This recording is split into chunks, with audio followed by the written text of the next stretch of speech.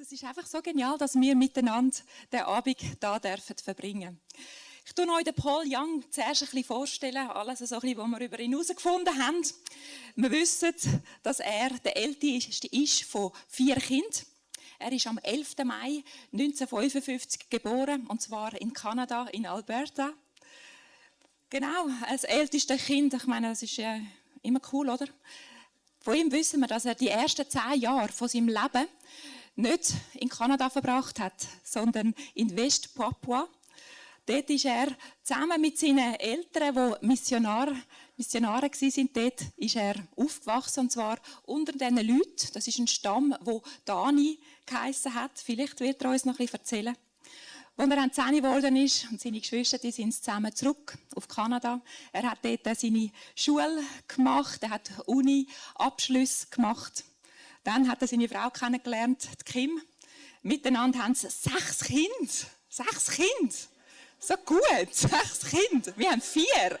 Und die haben 6 Kinder.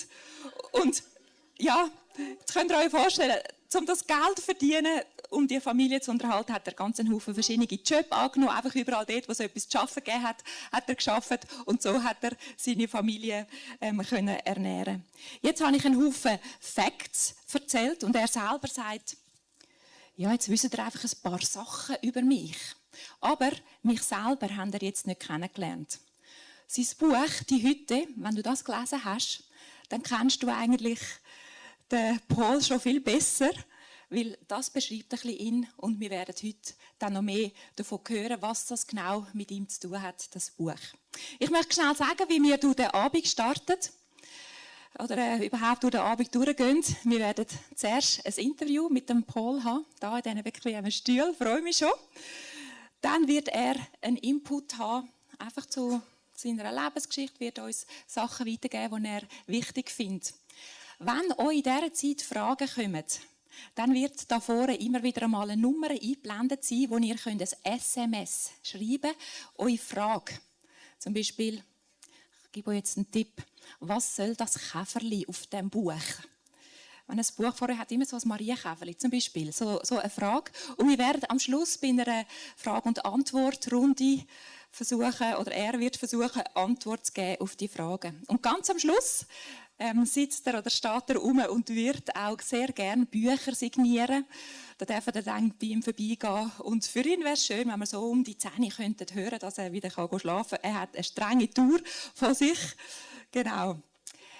Paul, ich bitte dich, zusammen mit dem Markus vorzukommen. Wir wollen das Interview miteinander haben. Einen herzlichen Applaus kommt für den Paul Young.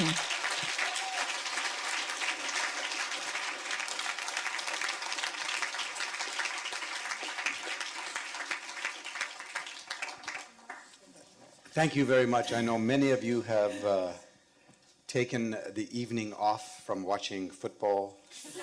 Vielen Dank. Er weiß, dass viele von euch heute Abend auf Fußball verzichten und da sind. So pretend to send SMS questions, but you can check your score. So tun einfach so, wie wenn ihr ein SMS würdet schreiben, und dann könnt ihr ja nachschauen, wie das Resultat vom Match ist. Das war jetzt ein Geheimtipp. Gut. Hey, so schön, dass ich das Interview machen mit dir jetzt, Paul. It's great to have this interview with you, Paul. Thank you. Ja, gut. Dieses Buch ist über 22.000 Millionen Mal verkauft worden. Ist Your mega book krass. has been sold over 23 million Sogar times jetzt, now. ja. Yeah. Amazing, right? Ja. The average book in the US and Canada sells between 3,000 and 5,000 its entire lifetime. Das durchschnittliche Buch in Amerika verkauft sich etwa zwischen 3.000 und 5.000 Mal in der ganzen Lebensspanne vom Buch. And I never intended to be a published author, so Und ich habe eigentlich gar nie vor, dass ich ein Autor bin, wo etwas rausgibt. God's sense of humor. Yeah. Das ist der Humor von Gott. Was ich witzig gefunden habe, ist, du hast versucht, bei 26 Verlagen dein Buch, dann, wo man gemerkt hat, hey, das interessiert noch mehr Leute, das Buch zu verlegen. What I thought was funny, you've tried to get the book published by like 26 different publishers. Und niemand hat es wollen. And nobody wanted to Niemand publish hat es it. wollen. Heute denken sie, hätten wir es doch genommen. I think a lot of them think today Yeah. we should have They're taken. sorry. Yeah. Yeah. You know, originally it was just written as a gift for our children for Christmas, and it wasn't. Ursprünglich ist es nur geschrieben worden als ein Geschenk für meine Kinder. It wasn't ever. I never intended to be a published author. Seriously. Und ich habe wirklich ernsthaft gar nie daran gedacht, ein Autor zu sein, der Bücher hat, die publiziert werden. But I've been a writer all my life. You know, like anyone, you write songs and poems and short stories, and you give them to your friends and family who think they're great. You know? Aber ich bin schon das ganze Leben lang bin ich ein Autor gewesen. Ich habe Lieder geschrieben und Gedichte und einfach Sachen, und ich habe es meiner Familie gegeben, oder, und denkt, ja, denen gefällt es. Jetzt ist es so, dass du dann etwas anderes unternommen hast, damit das Buch jetzt rausgekommen ist. Was hast du gemacht? Now you went a different way so that the book can be published. What did you do? What happened is that I made 15 copies for Christmas. Also es ist so gewesen, ich habe 15 Kopien gemacht für Weihnachten. At Office Depot on a photocopier. In irgendeinem Copyshop. Put a little plastic cover, a little spiral thing on the side to make it look cool. Einfach ein Plastikcover drauf tun und so eine Spirale auf die Seiten, oder einfach selber kopiert. 6 went to our children. Kim, who I'm married to, Und 6 von received a diesen copy. Kopien sind an meine Kinder gegangen und an meine Frau, Kim. And the extras I gave to my friends. Und die noch übrig waren, die habe ich meinen Freunden verteilt. Well, when you give a book to your children for Christmas, it's like a book. Thanks, Dad. We'll get right on that. Und wenn du deinen Kindern ein Buch schenkst auf die Weihnachten, dann ist es so ein bisschen, ein Buch. Okay, vielleicht kommen wir mal dazu, zum Lesen. Yeah. How do you turn it on? Yeah. Wo kann man das anstellen? So my friends, though, started giving it to their friends. Aber meine Freunde, die haben angefangen, das ihren Freunden wieder weiterzugeben. And that first manuscript ended up in the hands of 3 men in California who immediately contacted me wanting to turn it into a movie. Und das erste Manuskript, das ist schlussendlich in die Hände gelangt von 3 Leuten in Kalifornien. Und die haben sind sie zurück zu mir gekommen und haben gesagt, aus dem Buch möchten wir einen Film machen. But 15 copies already did everything I ever wanted that book to do. Aber die 15 Kopien, die haben eigentlich alles schon gemacht, was ich eigentlich vorhatte damit. And so their conversation about a movie started the conversation about putting it into public print. Also ihre Konversation, eben einen Film daraus zu machen, hat dann eigentlich erst die Konversation gestartet, dass wir das Buch auch rausgeben. It took a little over a year to do the rewrites, to get it into typeset and presentable to send to 26 publishers. Also es hat erst ein Jahr gebraucht, um das alles wieder ein bisschen wieder schreiben und verbessern und in eine Form bringen, dass man es überhaupt hat können, dann den 26 Verlagen schicken. And now half of the publishers were faith-based publishers, half of them were secular mainstream press. Und die Hälfte von diesen Verlagen sind christliche Verlage gewesen, und die Hälfte sind einfach säkulare Verlage gewesen. I was hoping the secular press would pick it up because Christians generally don't write decent fiction. So. Und ich habe eigentlich gehofft, dass die säkulären Verlage das Buch rausgeben, wie Christen sind nicht so begabt, die Geschichten schreiben. If you're a male, you have to be dead to write good fiction. Translate that, yeah? Wenn du ein Mann bist, dann musst du tot sein, damit du kannst Geschichte schreiben. Well, Elvis Presley. I didn't need to worry. All 26 turned it down. Also ich habe mir keine Gedanken machen, wie alle 26 haben es abgelehnt. The faith-based publishers and the secular publishers had one issue in common and one issue different. Die christlichen Verlage und die säkulären Verlage haben sie immer das Gleiche gesagt und etwas haben sie immer etwas anderes gesagt. Neither of them could figure out what genre it was. Keiner hat zuerst mal herausgefunden, was für ein Genre ist. Yeah. So, yeah. So But the Christian publishers, the faith publishers, thought it was too edgy. Aber die christlichen Verlage, die haben das Gefühl gehabt, es ist zu aneckend. Okay. The secular publishers thought it had too much Jesus. Und die säkulären Verlage haben einfach das Gefühl gehabt, da ist viel zu viel Jesus drin. So I was stuck between edgy and Jesus. Und da bin ich zwischendrin gewesen, zwischen zu viel Jesus und eben anecken. What the publishers didn't know, and I didn't know, there are millions of people stuck between edgy and Jesus. Und was die Verlage nicht realisiert haben, ist, dass es Millionen von Menschen gibt, die zwischen Jesus und anecken irgendwo dazwischen drin sind. So I asked the three men who want to turn it into a movie, how hard is it to publish a book? Und dann habe ich die drei Männer, die einen Film daraus machen wollten, gefragt, ja, wie schwierig ist es dann, ein Buch rauszugeben? I wasn't bothered with publishers turning it down. Also ich habe kein Problem damit, dass Verlage das abgelehnt haben. I didn't have any expectations of it ever being a published book. Ich habe gar keine Erwartung gehabt, dass es rauskommt. It had already done everything I wanted it to do. Es hat schon das eigentlich gemacht, wo ich wollte, dass es macht. So two of the three men created a publishing house. Und zwei von diesen drei Männern, die haben einen Verlag gegründet. One of them volunteered to ship the books out of his house at night because he was putting in people's sprinkler systems during the day. Und einer von diesen Männern hat sich freiwillig dann bereit erklärt, um die Bücher zu verschicken aus seinem Haus, aus seiner Garage raus in der Nacht, wie während dem Tag hat er gearbeitet, er hat das Sprinklersystem hat er installiert.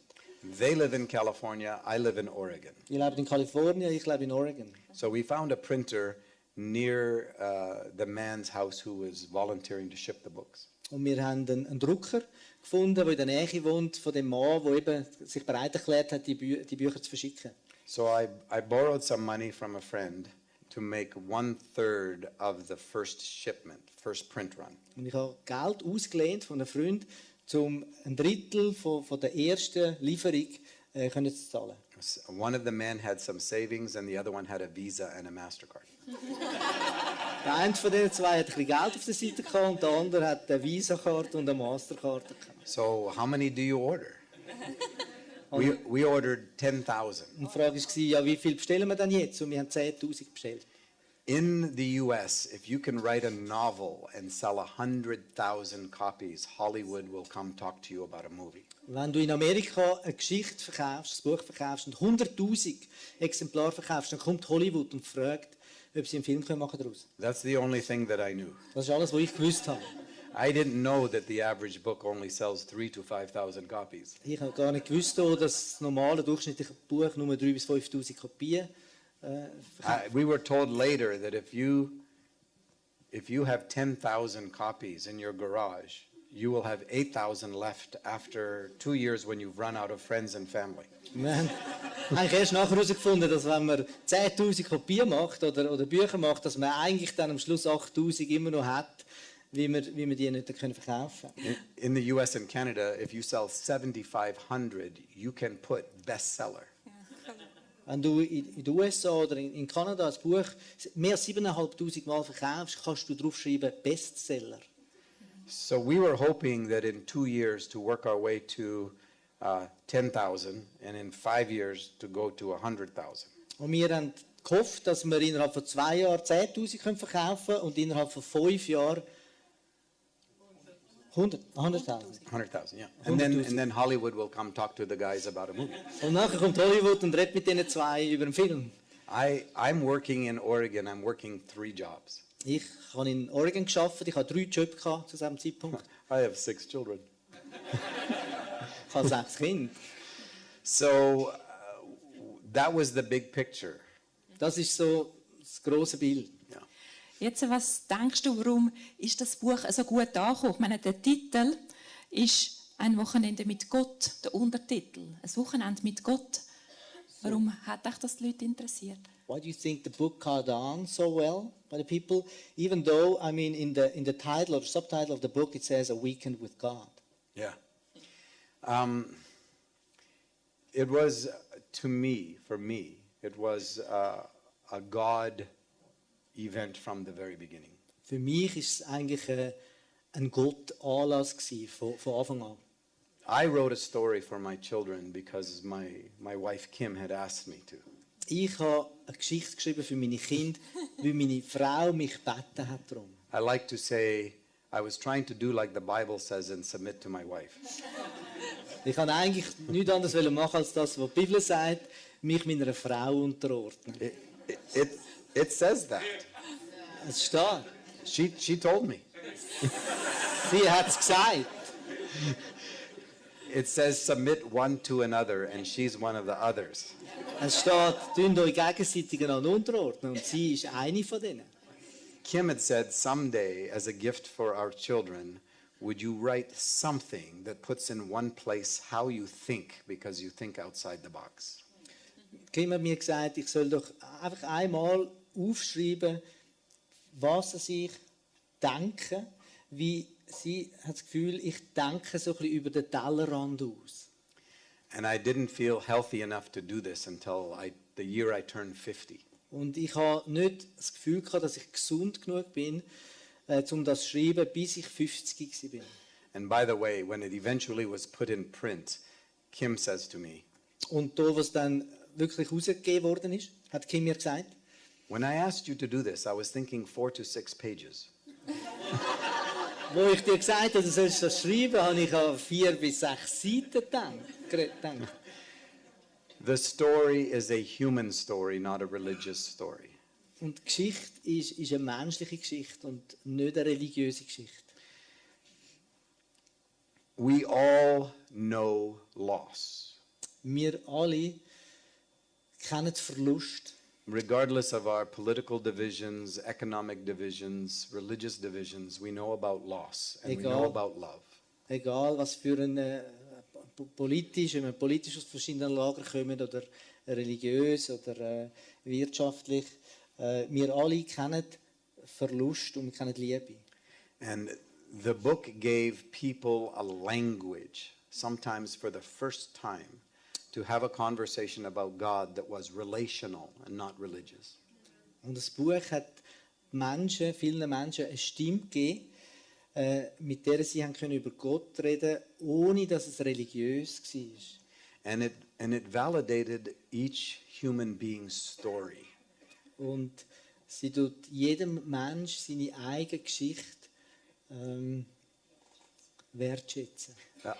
That our story matters, our losses matters, our tears matter. Dass unsere Geschichte wichtig ist, dass unser Verlust wichtig ist, dass unsere Tränen wichtig sind.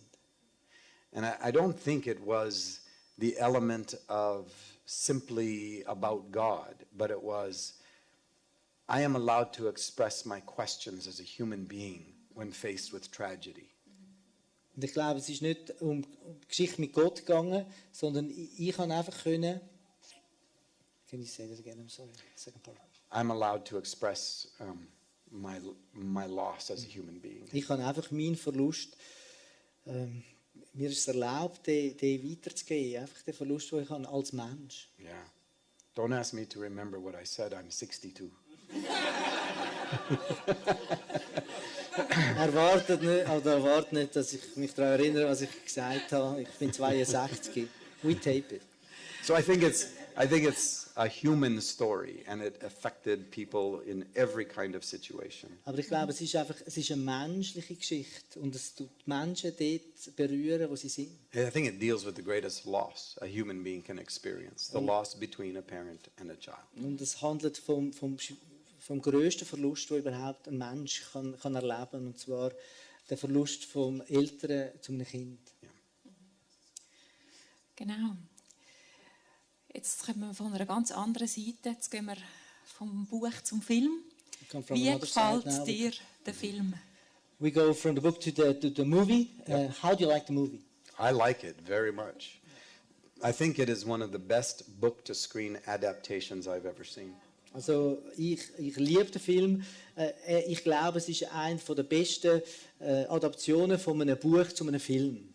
I think anyone who loved the book will not be disappointed by the movie. Und ich glaube, jeder, der das Buch gern hat, wird nicht enttäuscht sein vom Film. Hat es irgendeine Passage, die dir besonders gefällt? Im Film oder im Buch? Is there a special scene in the book or in the movie that you like especially? Yes, there are a number of them.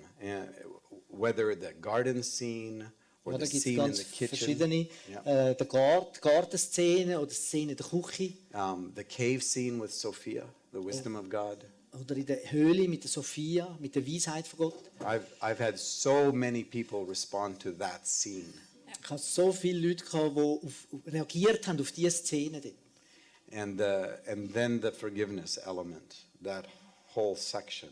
Und dann das ganze Vergehen, der ganze Bereich vom Vergehen. Yeah. I'll talk to you a little bit more about that in a bit. Ich will nachher dann ein bisschen mehr noch über das reden. Im Film hat es eine Szene, wo die Octavia Spencer bereits schon mal vor einem Mac erscheint. Als er noch ganz klein war, ein kleiner Bub. Warum ist das? Haben wir zu wenig Schauspieler auf dem Set? In the movie there is a scene where Octavia is already appearing when Mac is still a little boy. I And the know. question is did they have not enough actors on the scene, so they had to use her again, or what's the deal? And that scene is not in the book, which is interesting. Und diese Szene ist nicht im Buch, das ist interessant. But I love what they did because they were trying to find a through line about God's presence in our life. Aber ich liebe, was sie gemacht haben, wie sie haben probiert, so eine Linie im Film zu bringen, dass Gott einfach da ist, präsent ist. I don't believe we are ever alone, even though we feel alone. Ich glaube nicht, dass wir je allein sind, auch wenn wir uns allein fühlen. And so later, when Mackenzie meets Papa in the shack, Und darum später, wo der Mackenzie Papa in der Hütte nachher trifft, and she has wrapped him up and spun him around, celebrating his presence. und sie ihn in den Arm genommen hat und umgeschwungen hat und so die Gegenwart gefeiert hat, He says, "Do I know you?" hat er gesagt, kenne ich dich? She says, "Not very well, Sie hat gesagt, nicht so gut, but we can work on that." aber auf dem können wir noch arbeiten. And you see this through line of God's presence in our lives, even when we are unaware. Und du siehst einfach die Linie, den Faden von Gottes Gegenwart in unserem Leben. 2 Fragen haben wir noch. Ist das gut? You have 2 more questions? 2 Fragen. Sure. Und die eine Frage besteht aus 3 Unterfragen. One question has got 3 minor Oh, a little sub-questions. sub-questions. Okay. Ist das gut? Für was steht... Are you a lawyer? No, I'm not. Bist du Rechtsanwältin? Für was steht die Hütte? Hat jeder Mensch so eine Hütte? Ist das die Idee davon? What's the shack standing for? Does every human being have a shack? Every human being is a house on the inside. Jeder Mensch ist ein Haus innerlich. For some of us, we did not get good help building the house on the inside. Und die einen von uns, wir haben nicht viel Hilfe bekommen, wo wir das Haus bauen haben. And it becomes the broken heart, the broken soul.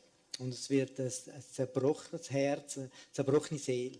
And we then begin to hide our secrets and our addictions and shame inside the inside house. Und dann fangen wir an, unsere Sucht zu verstecken und unser Schamgefühl zu verstecken, unsere Schuld. And we don't want to invite anyone in there because we are too ashamed of ourselves. Und wir möchten dann niemanden einladen in das Haus, wie wir einfach uns zu fest schämen. So we create a facade outside. Und dann bauen wir so eine Fassade auf. And we can paint it as fast as we can pick up people's expectations. Und wir können das Häuschen so schnell anmalen, wie wir die Erwartungen erkennen von Menschen. And we become a different person in every situation depending on the audience. Und wir werden immer wieder eine andere Person, je nachdem, wer unsere Audienz ist. This is the story of my life. Das ist die Geschichte von meinem Leben. Trying to win the affection and approval based on performance. Und zwar versuchen, die Annahme, die Akzeptanz von anderen zu gewinnen, einfach indem ich etwas leiste. A thin layer of perfectionist performance covering an ocean of shame. So eine dünne Schicht von Perfektion, die probiert, einen ganzen Ozean von schlechten Gewissen zu verdecken.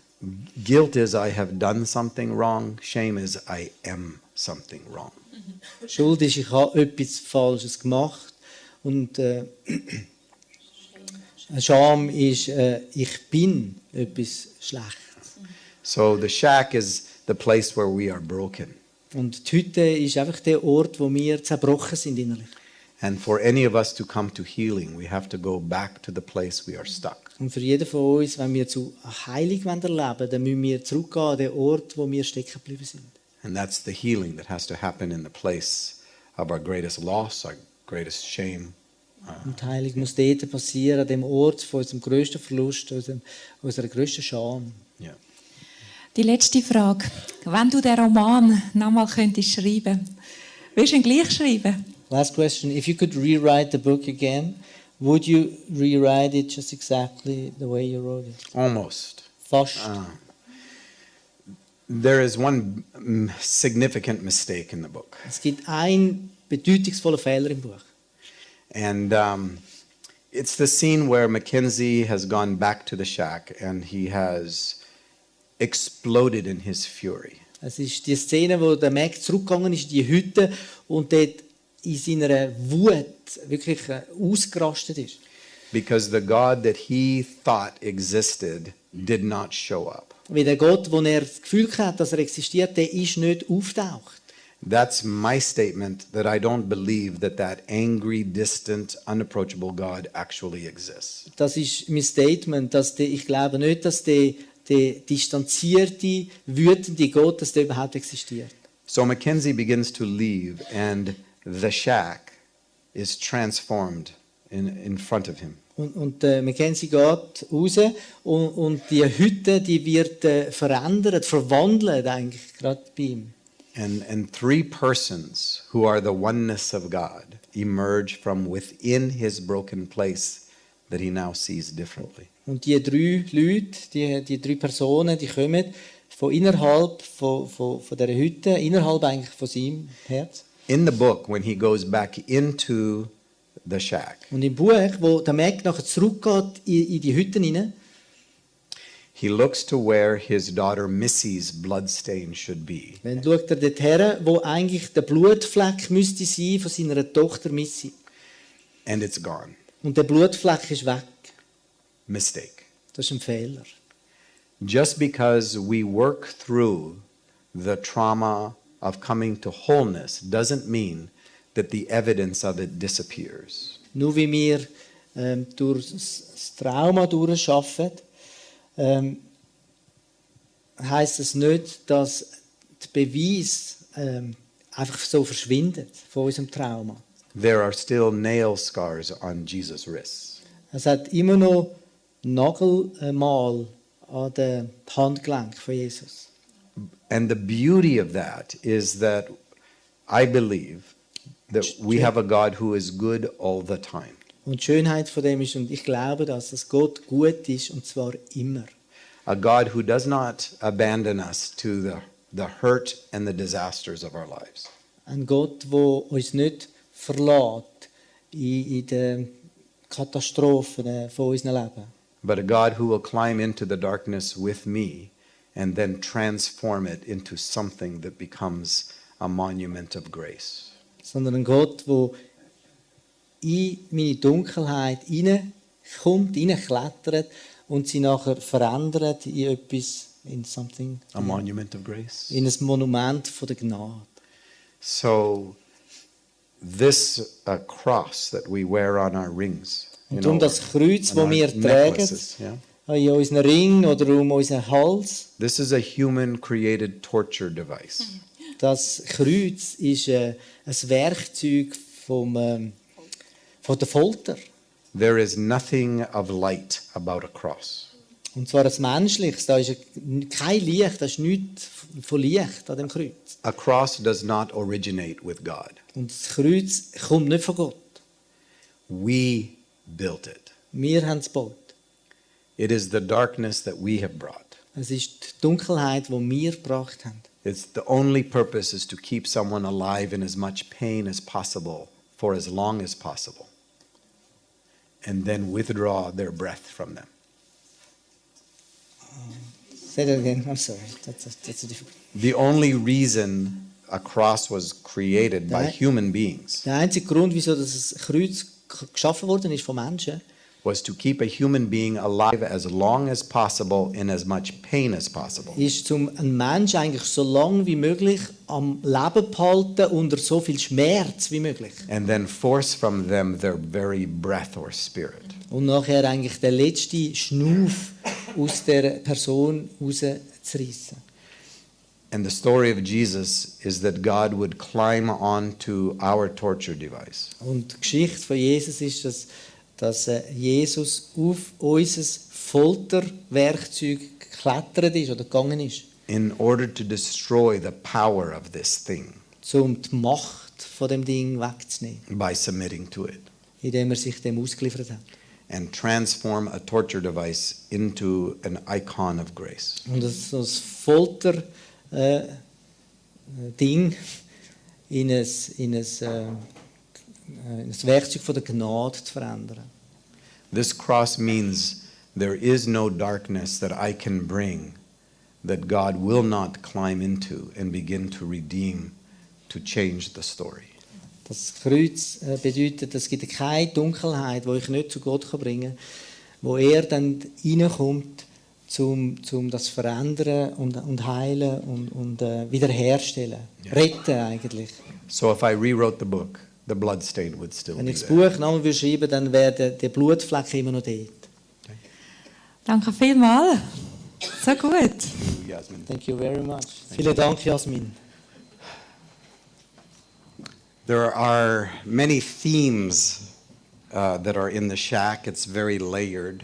Es gibt ganz viele Themen, die in die Hütte rein sind. Es hat da ganz viele verschiedene Schichten. How many of you have seen the movie? Wer von euch hat den Film gesehen? Wow, nice. Wow, schön. Let me tell you one of the little secrets that happened on the set. Ich möchte euch ein kleines Geheimnis erzählen, was passiert ist auf dem Set. There is a scene in which they are burying the body of Missy, Es gibt Mackenzie's daughter. Szene, wo sie die Missy vergraben tun. Mackenzie, seine Tochter. It's very powerful, very emotional. Das ist ganz ein kraftvoller und emotioneller Moment. You're dealing with the closure of the loss of a parent and a child. Es geht so um den Abschluss zwischen den Eltern und einem Kind. Do you remember in that scene that Mackenzie is standing between the Father, Son, and Holy Spirit? Ich erinnere euch, dass der Mackenzie zwischen Vater, Sohn und Heiliger Geist steht. And this butterfly comes and lands on his nose. Remember? Und ein kleiner Schmetterling kommt und landet auf seiner Nase, Mackenzie seiner Nase. It's not special effects. Das ist kein Special Effekt. It happened in the shot. Das ist passiert in dem Moment, wo sie das aufgenommen haben. Out of nowhere comes this wild butterfly Einfach and aus dem lands Nichts right raus. on Mackenzie. Ist so ein wilder Schmetterling gekommen und auf Mackenzie oben gelandet. There is another scene. I was invited by Lionsgate the first day on the set. Es gibt eine andere Szene noch. Ich bin eingeladen worden von Lionsgate am ersten Tag von der Filmaufnahme.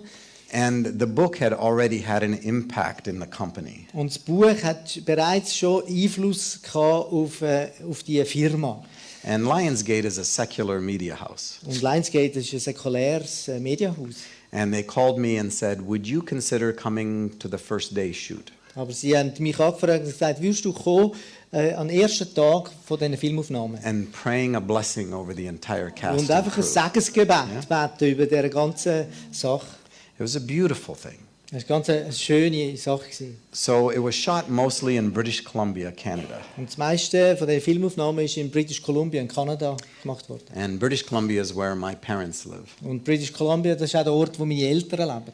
And so I go up there and I participate in this full day of first day shooting. Und darum bin ich dort hergegangen und habe so dem ersten Teil von den Filmaufnahmen, dem ersten Tag teilgenommen. And at the end of the day, Gil Netter, the producer, Und am Ende vom Tag ist der Gil Nether, der Produzent. he did Life of Pi, Marley and Me, Blindside, and 20 other movies. Ihr kennt die Filme Life of Pi, Marley und ich, Blindside. Die Filme. Same in English. Yeah. So, I have no idea what the German name is. yeah, I don't either. I know it as Yeah, so we're good. Yeah. So Gil yells, "Hey Paul, you want to be in a cameo?" Und der Gil hat gerufen, hey Paul, möchtest du in einer kleinen Szene sein? In the movie? Und ich, was im Film? Sure. Klar, My kids are going to love this. ja, meine Kinder werden das lieben. What do I have to do? Was muss ich machen?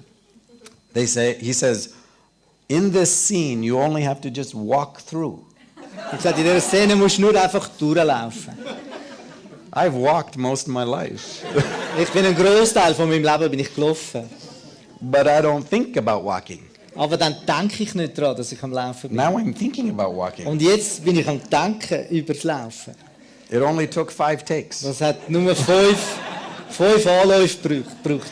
So I'm in the movie about 2 seconds long. Also ich bin selber im Film, etwa 2 Sekunden lang.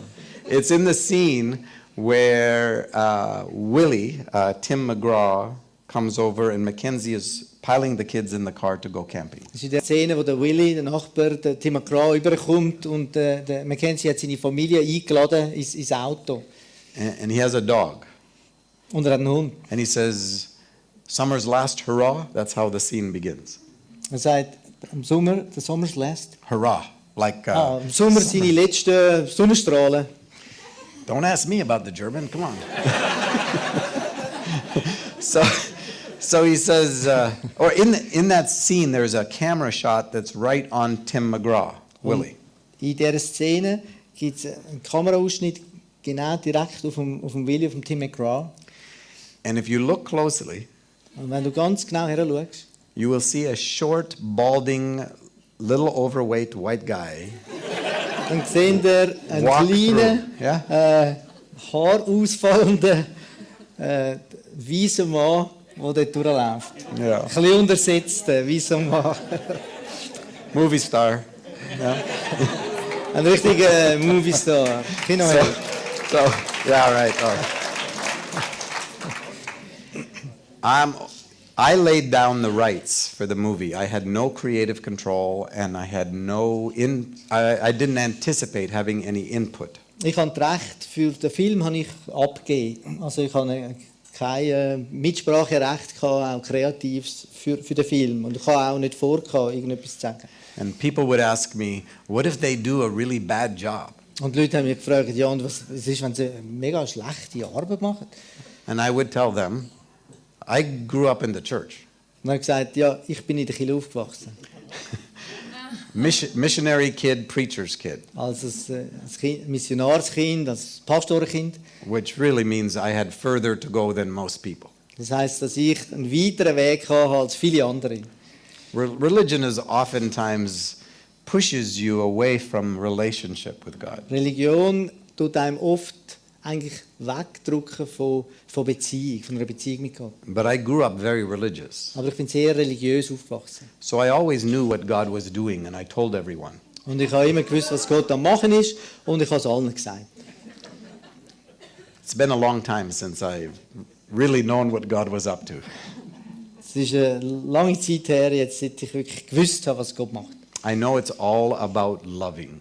Ich weiß, dass es um Liebe geht. So I don't know exactly how God's purposes will work out. Und ich weiß nicht genau, wie das Gottes Zweck wirklich sich entfaltet. So I told people, if God's purposes are better served by a bad movie, I'm in. Und wenn der Zweck von Gott auch durch einen schlechten Film soll wirken, dann bin ich dabei, dann ist es okay. Right? No Ich expectations. habe keine Erwartungen gehabt. When you learn to live without expectations, everything is a gift. Wenn du lernst, ohne Erwartungen zu leben, dann ist alles ein Geschenk. We did a screening in Arkansas in the southern states. Wir haben ein Screening gemacht in Arkansas, in einem südlichen Staat. Yeah. And we did it for the largest African American denomination in the world. Und wir haben es dort gemacht für die grösste schwarzafrikanische Yeah. African American. Yep. was habe ich gesagt? Afrikanisch-amerikanisch. Yeah. It's No okay. problem. No, it makes it more fun this way. Ja. Interaktiv, das ist gut. So Hilfsbrief. we showed it to 300-400 of their leaders. Und wir haben 300-400 Leiter also wie sagt man das? Afroamerikaner zeigen, oder? Yeah. I didn't say that, but that's okay. Ja. No, I'm still Working on working on that. I'm sorry. Afterwards, I did Q&R, questions and responses. Und nachher haben wir eine Frage- und Erwiderungszeit gehabt. I'm a Canadian. We don't have all the answers. Ich bin Kanadier, wir haben nicht alle Antworten. If I was an American, maybe I would do Q&A. Wenn ich Amerikaner wäre, dann würde ich sehr wahrscheinlich Q&As machen, also Fragen und Antworten. And then I signed books. Und dann habe ich noch Bücher signiert. And in the signing line comes a very tall man. Und in der Linie, die angestanden ist, zum Bücher signieren, ist ein ganz grosser Mann gestanden. And he is emotional. Und er war sehr berührt gewesen. And he hugs me. Und er hat mich umarmt. I hug everybody. Ich umarme jeden. If you don't want to hug, you have to tell me in advance. Okay? Wenn du nicht willst umarmt werden, dann musst du es mir zuerst sagen, vorher. I think the world needs as many hugs as it can get. Ich glaube, die Welt die braucht so viele Hugs oder Umarmungen wie nur möglich. So many people never get touched anymore. Es gibt so viele Menschen, die nicht mehr berührt werden. And I think hugging is a sacrament. Und ich glaube, dass eine Umarmung ist eigentlich ein Sakrament. And I hug him and hold him as he is crying. Und ich umarme ihn und hebe ihn, während er am Brühen ist. It's more like this. Das ist mehr so. Because he's like 6'5", you know? Er ist 2 Meter, über 2 Meter. And he whispers in my ear, Und er flüstert in mein Ohr. I can't believe it has taken a movie to free me from the guilt that I've been under for 10 years. Ich kann es nicht fassen, dass ein Film gebraucht hat, um mich freisetzen von der Schuld, wo ich so lange drin gelebt habe. And I say, what's going on? Und ich habe gefragt, um was geht? He said, in the last 10 years, we have lost 2 of our daughters, both in their 20s. Und er hat gesagt, in den letzten 10 Jahren haben wir 2 von unseren Töchtern verloren, beide in den 20er Jahren. He says, my name is Kevlin Jones, and I'm married to Joyce Jones, and I'm a pastor in Flint, Michigan. Mein Name ist Kathleen Jones und ich bin geheiratet mit der Joyce. Wir leben in Flint, Michigan. Flint. You may have heard that Flint has had some water issues. Vielleicht habt ihr das mal gehört. In Flint hat es gewisse Wasserprobleme. He said 2 years ago, one of our daughters became ill. Und bei uns war es so, vor 2 Jahren ist eine von unseren Töchtern krank geworden. And we think it has to do with the water. Und wir haben das Gefühl, es hat mit dem Wasserproblem zu tun. And she was an executive who was doing very well. Und sie war eine Chefin, die ein gutes Leben hatte. We did everything and we couldn't save her. Wir haben alles gemacht, was man machen kann, aber wir haben sie nicht retten. But 10 years ago, Aber vor 10 Jahren we had a daughter who was wayward, haben wir eine rebellious. Tochter, die rebellisch war. And she would push us away. Und sie hat uns immer einfach weggedrückt. But then she would call for help and we would help. Aber dann hat sie wieder angerufen, um Hilfe gebeten und dann haben wir wieder geholfen. And then she would push us away. Und dann hat sie uns wieder zurückgewiesen. And we were in this cycle. Und wir sind immer in dem Kreislauf hinein gewesen. And one night she calls for help moving. Und am Abend hat sie angerufen und um Hilfe gebeten zum Zügeln. She was moving to a different apartment. Sie wollte in eine andere Wohnung zügeln. And I was busy doing church things. Und ich bin beschäftigt gewesen, etwas in der Kirche zu machen. And I was fatigued by all of this. Und ich bin schon müde gewesen von all dem. So I pushed her away.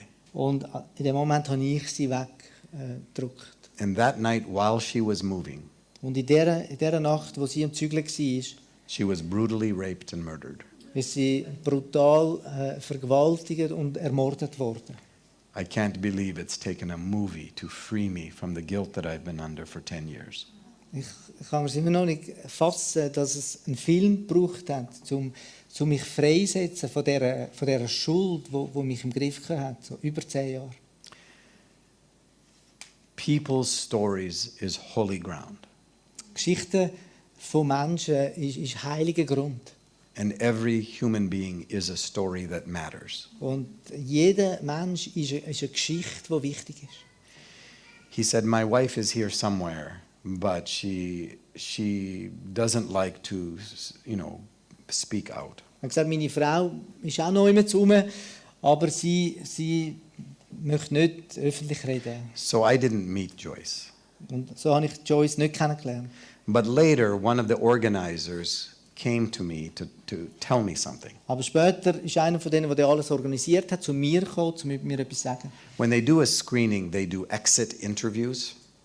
Wenn sie so ein Screening machen, also den Film vorzeigen, dann machen sie so Ausgangsinterviews.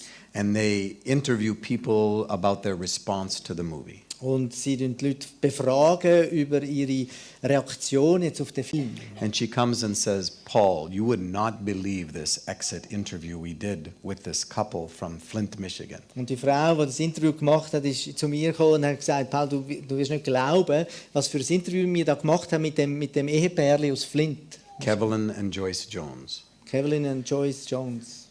She said, on camera, they completely fell apart. Sie hat gesagt, sie sind vor der Kamera völlig... hat sich einfach gehen lassen. Einfach. If this movie was only made for them, it is enough. Und ihre Gefühle können rauslassen. Und wenn der Film nur für das Bärli gemacht ist, dann langt das schon. The whole day felt choreographed. Some days feel like everything is in step. Der ganze Tag hat sich so angefühlt, wie wenn er choreografiert gewesen wäre. Einfach alles ist, einfach Schritt für Schritt hat sich entfaltet. It's one of those days where you could say tissue Es ist einer von diesen Tagen, wo du kannst sagen, and something fantastic would happen. Papier oder Nasstüchli. Or you could say Und beer. irgendetwas Schönes passiert. You could say beer and Oder something du kannst sagen fantastic. Bier und etwas Schönes passiert. I get to the airport because I'm flying from Little Rock through Atlanta back to Oregon. Ich bin an den Flughafen gegangen, wie ich zurückgeflogen bin. Little Rock, Von Arkansas, Little Rock, Arkansas, to Atlanta. über Atlanta zurück auf Oregon. Yep. He's doing great. He's doing great. Thank you for your help. You know, Yeah, good. yeah. It's a hard thing to interpret when half the audience can speak English, right? Es ist auch schwierig zu übersetzen, wenn die Hälfte schon Englisch kann und schon lacht, bevor wir es übersetzt haben. There are only a few people here who are thankful. Es gibt nur ein paar wenige, denke ich, die da sind, die dankbar sind, froh sind. So I'm at the airport and flying Delta. Ich bin am Flughafen und ich fliege mit Delta an dem Tag. I fly a lot of Delta. Ich fliege sehr oft Delta. And sometimes I get bumped from economy up to first class. Und manchmal nehmen sie mich von der Economy in die erste Klasse zu. But not today. Aber an dem Tag nicht. There are 17 seats available and 47 people on standby. Es hat 17 Plätze noch gehabt und 47, die im Standby waren und eigentlich gewartet haben, dass sie den Flug auch noch nehmen können. So they tell us every seat is taken. Und sie haben uns gesagt, jeder Sitz ist ausgebucht. In the airplane, there are 3 seats on either side and the aisle in the middle. Mit dem Flüger hat es auf jeder Seite 3 Sitze gehabt. I'm on 10A, the window. Und ich bin auf dem Sitz 10a am Fenster geguckt. I like the window. Ich liebe das Fenster. I still love to see the ground and when we're flying. It's still wonderful to me. Ich schaue immer gerne auf die Erde ab, auf den Boden ab, wenn wir am Fliegen sind. Ich finde das immer noch wunderschön. And I can sleep. Und ich kann schlafen. Sleep, yeah. So I'm walking to my seat and the woman on the aisle, row 9, Und ich bin zum Sitz hergelaufen und die Frau, die beim Gang gesessen ist, beim 9, says, Paul. hat gesagt, Paul. Good job. She Gut gemacht. Her name is Pam, and she was at the screening. Sie heißt Pam und sie ist auch an der Filmvorführung gewesen. And she says, "Look, I'm halfway through chapter 1." Sie hat gesagt, schau mal, ich habe schon die Hälfte vom Kapitel 1 gelesen. At the screening, they gave everyone a copy of The Shack. An der Filmvorführung haben sie jedem ein Buch gegeben von der Hütte. So I give her a hug, huh? Und ich habe sie umarmt And then I sit on 10C, the window. und ich bin auf 10c gehockt am Fenster. And the thought crosses my mind. Und dann habe ich mir überlegt, I wonder, after this kind of day, who's going to sit next to me? ich frage mich an so einem Tag, wer hockt echt neben mir? A man comes and sits on the aisle, Und da kommt ein Mann und da sitzt nebendran im Gang and the plane fills up. und der Flug füllt sich.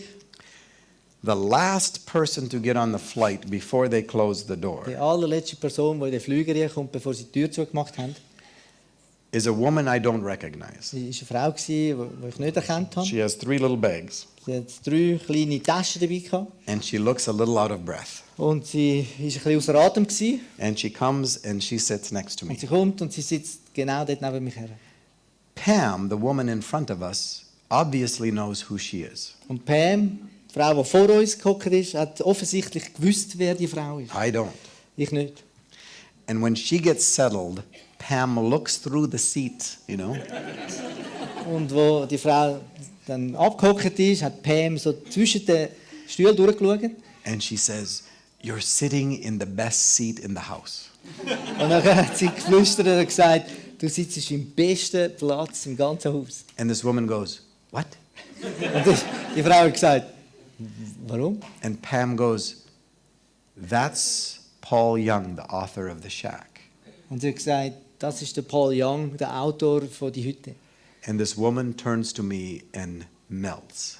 Und die Frau hat sich mir zugetrüllt und ist einfach gerade so... It is Joyce. It is Joyce Jones. Es war Joyce Jones gewesen. The last seat came available, and Kevlin insisted that Joyce take the seat, and he would catch up to her in Atlanta. Es hat genau noch einen Sitz frei gehabt in dem Flüger und ihr Mann Kevin hat gesagt, gang du in den Flüger, ich komme dann später nach. So we get to sit and process for an hour the loss that she has been through. Und wir haben so, ich durfte nebeneinander sitzen und den ganzen Verlust von ihrem Leben haben wir können miteinander durchgehen in dieser Stunde. When we land, I give her my contact information. We hug a lot. Und als wir gelandet sind, habe ich ihr meine ganzen Kontaktinformationen gegeben und wir haben uns umarmt, And oft. I fly back to Portland. Und ich bin dann auf Portland zurückgeflogen. And two days later, I get a phone call. 2 Tage später habe ich das Telefon bekommen. It's from Kevlin Jones. Das war von Kevin Jones, vom Mann. And he says to me, Und er sagt mir, "I want you to know that for the first time in 10 years, ich möchte, dass du weißt, dass das erste Mal in 10 Jahren my wife has slept for 2 nights in a row without any nightmares."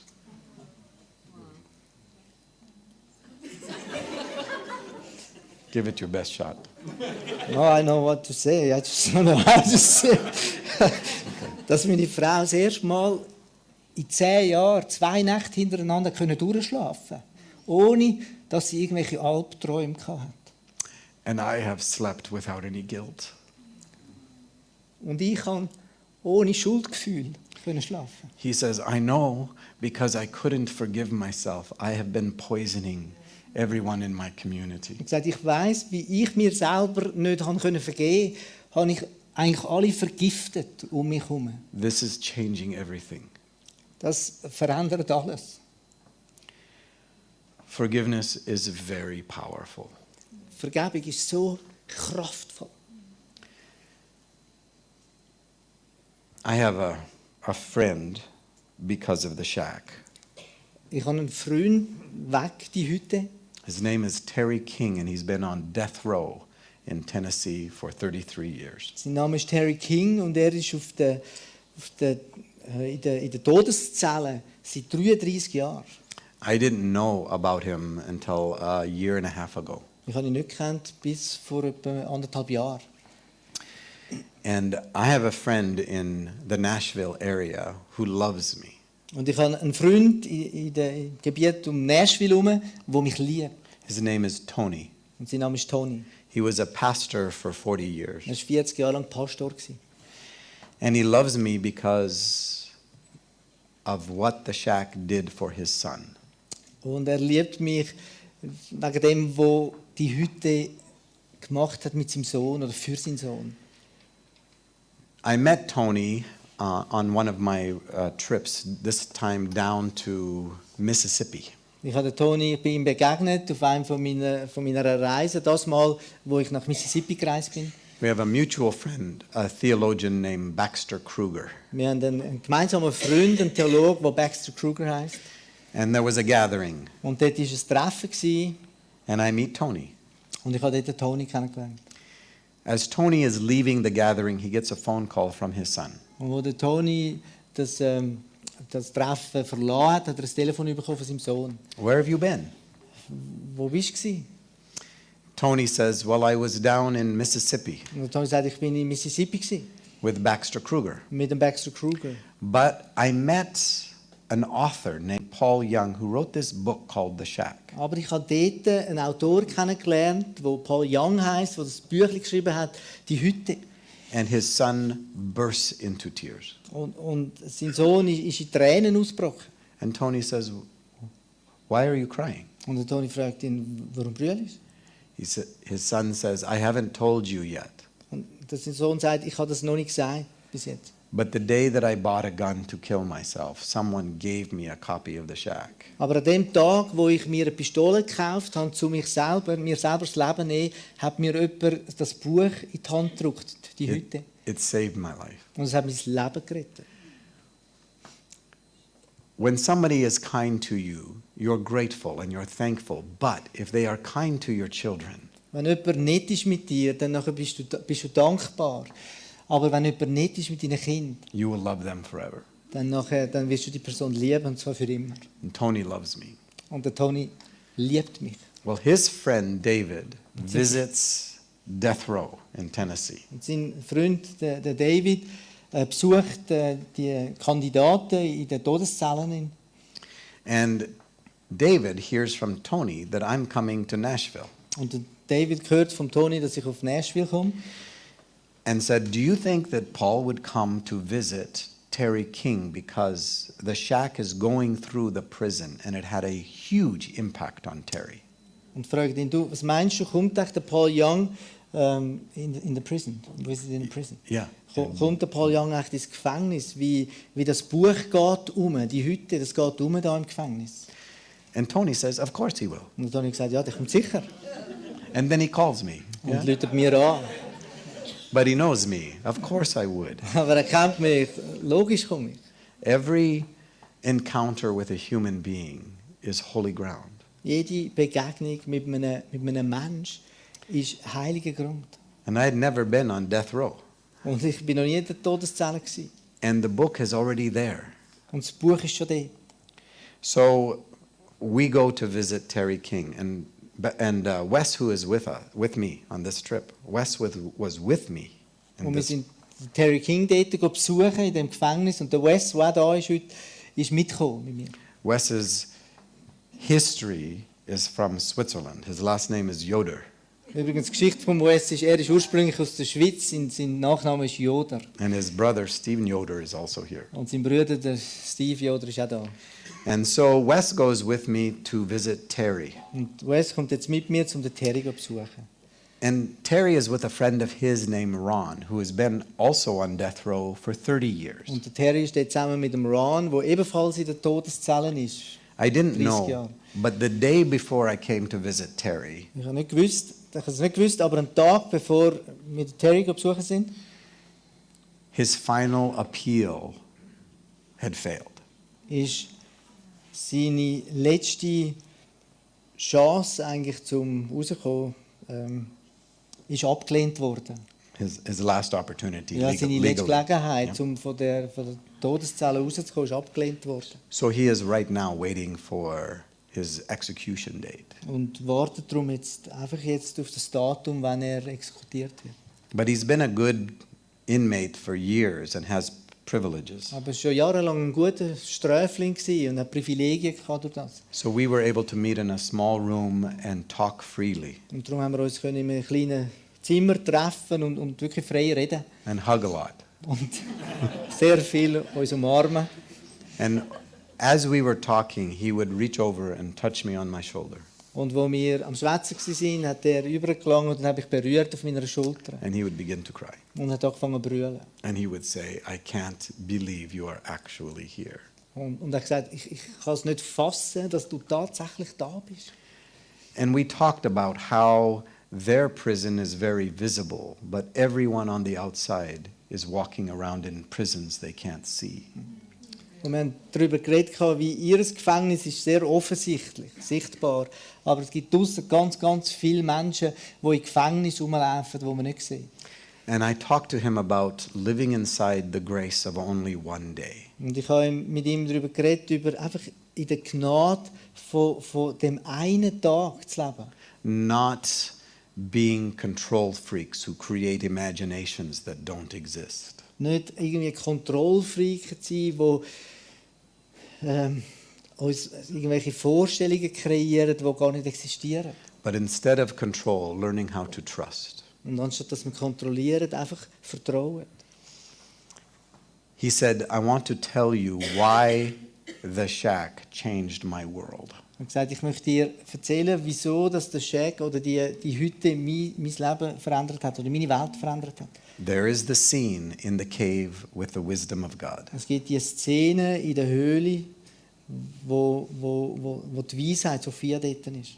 And in that scene, Mackenzie is invited to take the seat of judgment. Und in dieser Szene wird der Mackenzie eingeladen oder aufgefordert, den Richterstuhl zu besteigen, To judge God um Gott zu richten.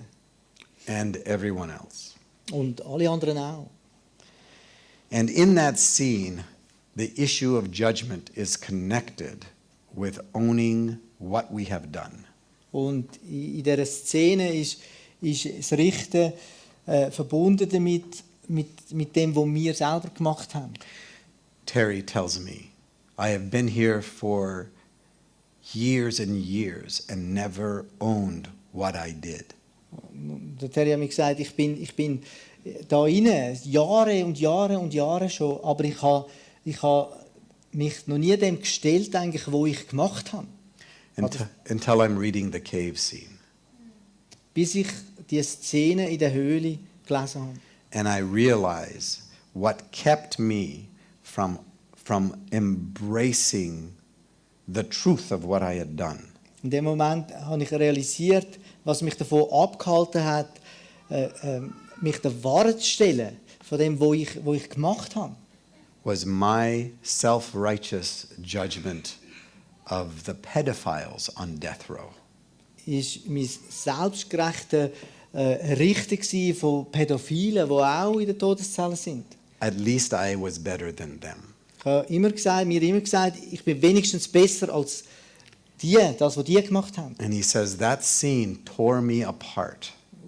Und er hat gesagt, die Szene, die hat mich einfach auseinandergerissen. I was crawling on the floor of the cell trying to get out of my own skin. Ich bin am Boden nachgekrochen in meiner Zelle rein und habe versucht, aus meiner eigenen Haut rauszukommen.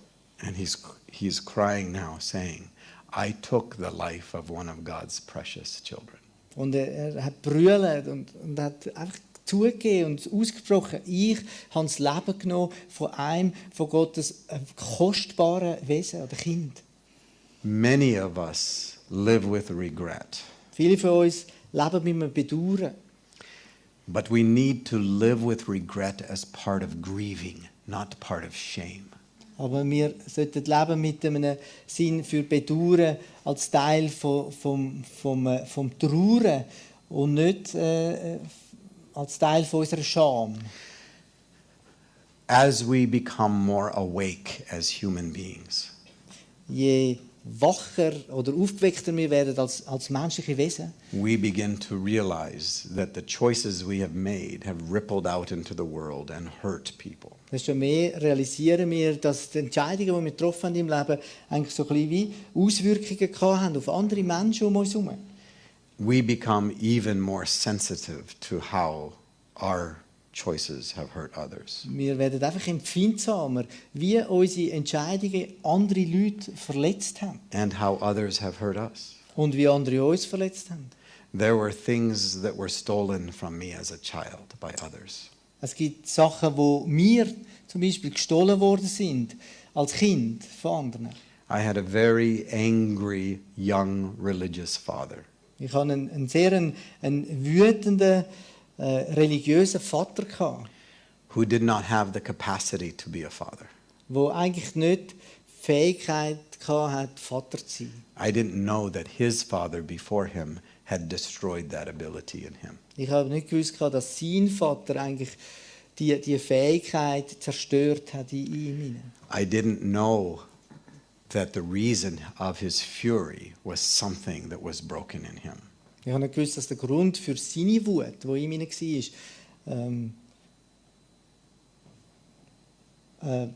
wie etwas zerbrochen war in seinem Herzen, in seinem Leben.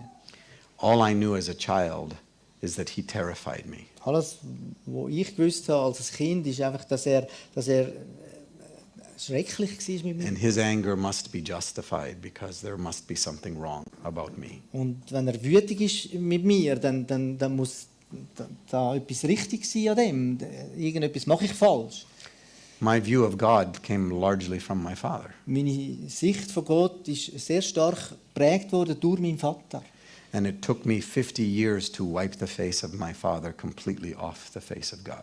Und es hat 50 Jahre von meinem Leben gebraucht, bis ich das Gesicht von meinem Vater aus dem Gesicht von Gott rauswischen. I was not connected to my parents as a child. They were busy with the mission. Ich bin nicht wirklich verbunden oder connected mit meinen Eltern, wie sie sehr beschäftigt sind mit der Mission. And sexual abuse began in the tribal culture before I was 5 years old.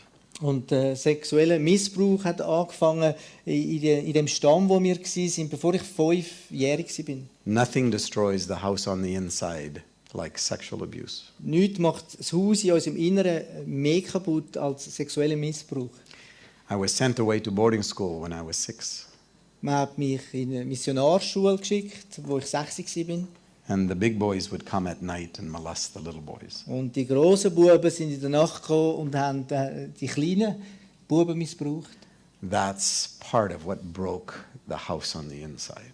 Und das sind Sachen, wo das Haus in mir zerstört haben, kaputt gemacht haben. So dealing with forgiveness became a lifelong journey.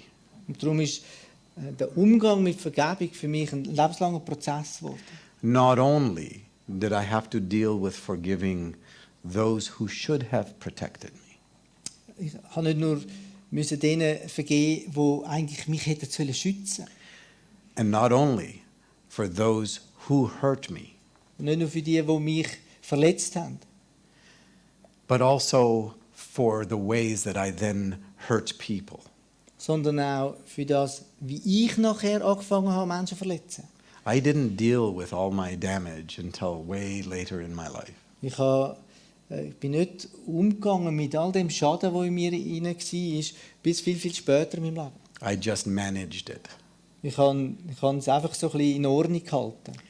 And my journey toward healing required an absolute exposure of my inside world. Und meine Reise zu der Heilung, zu völliger Heilung, hat eigentlich beinhaltet, dass ich mich völlig öffnen musste, völlig offenbaren.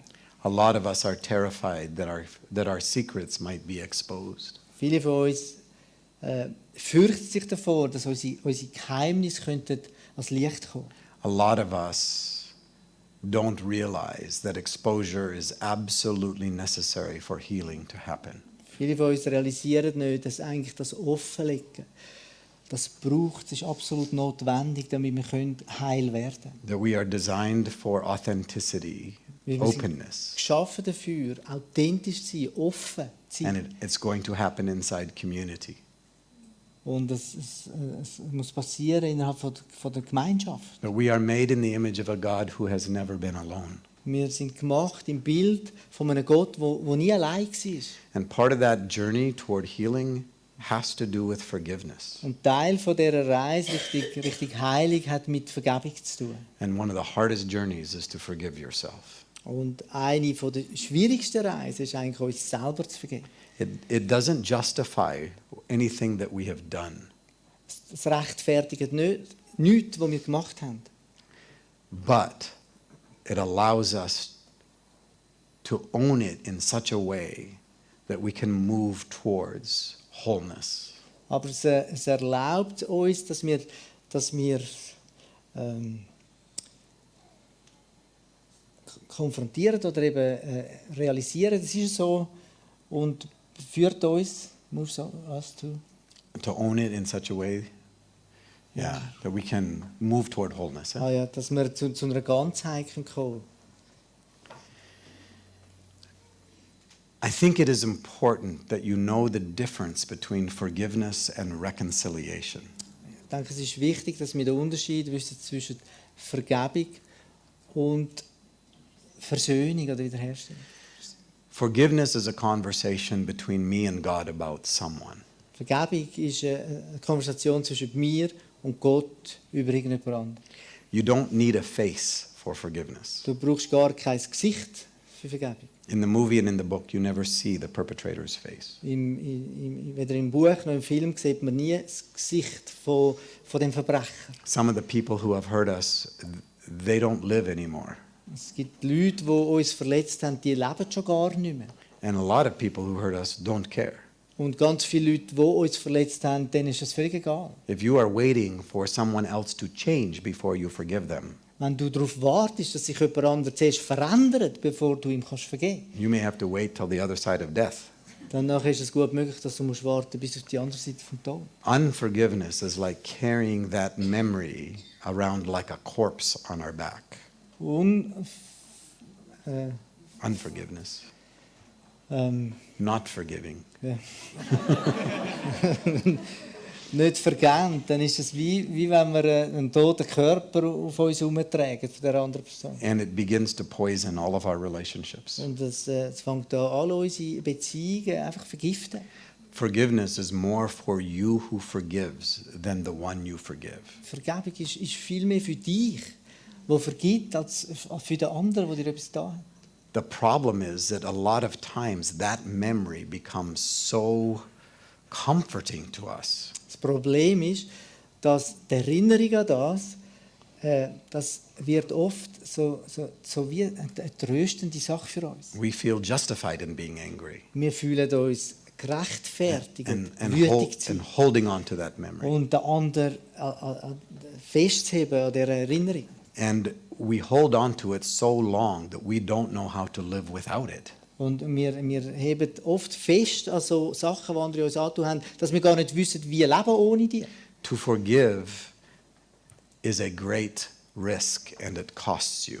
Vergebung ist ein grosses Risiko und es wird dich etwas kosten. But holding on to it, it costs you way more. Aber daran festheben, das kostet dich viel, viel mehr.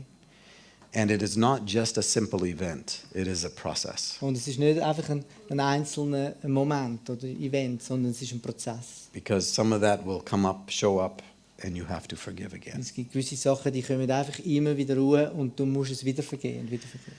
Reconciliation is the rebuilding of trust.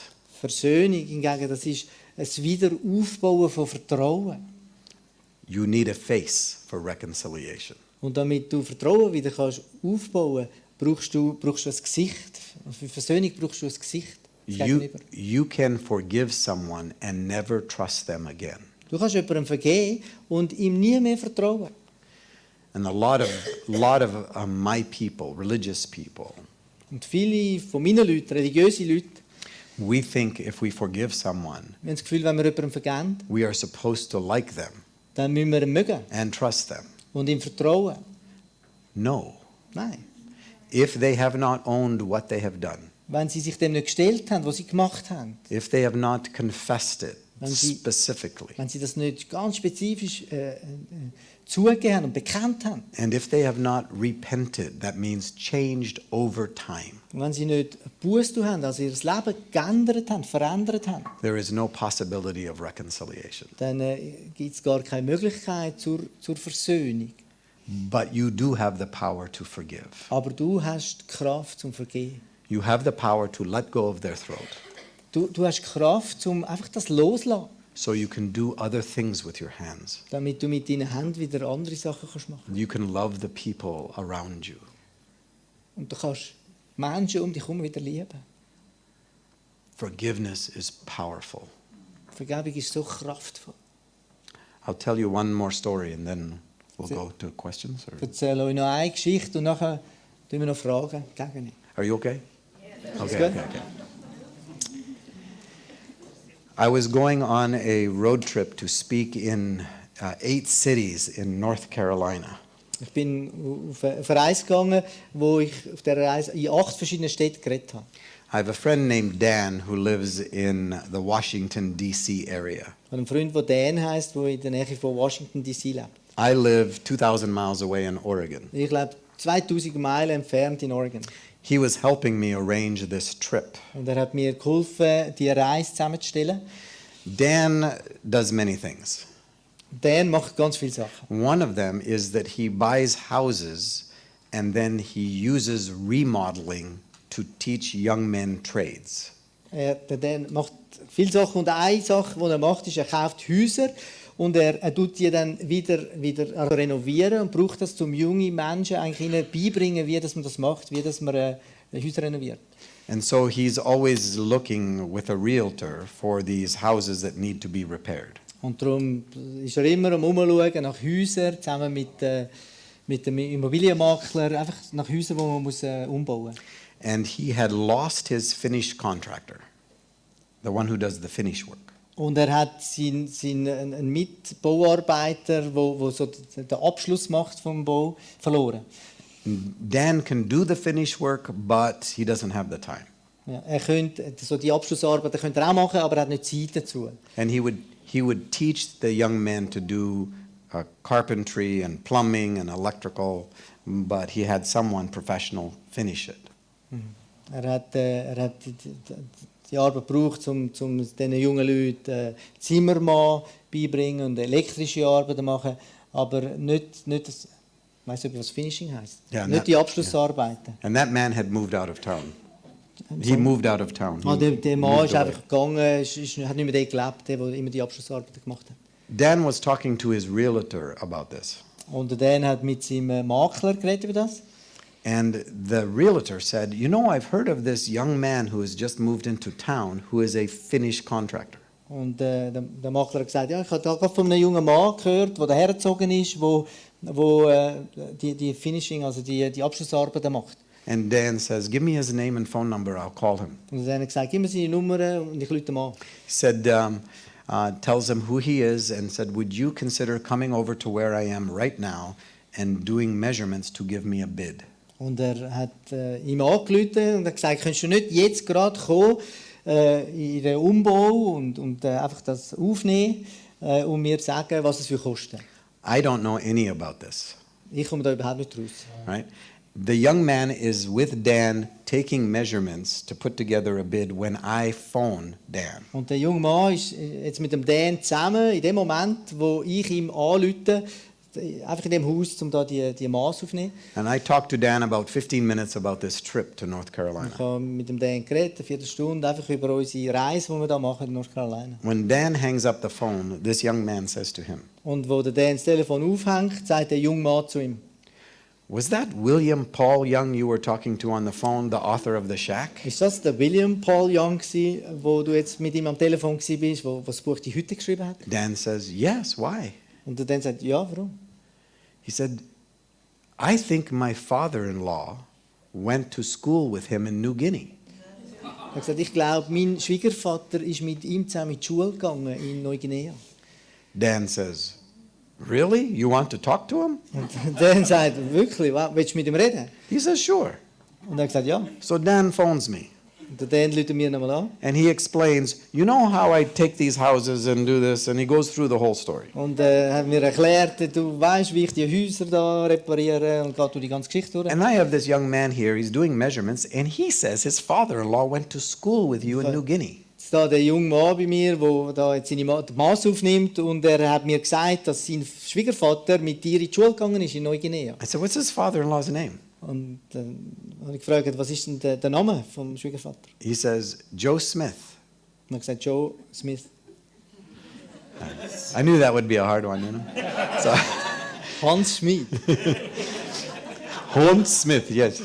So I said, the Joe Smith that went to boarding school in Sentani? Der Joe Smith, wo in die Missionarschule gegangen ist, in Santani. He says, the Joe Smith that, yeah.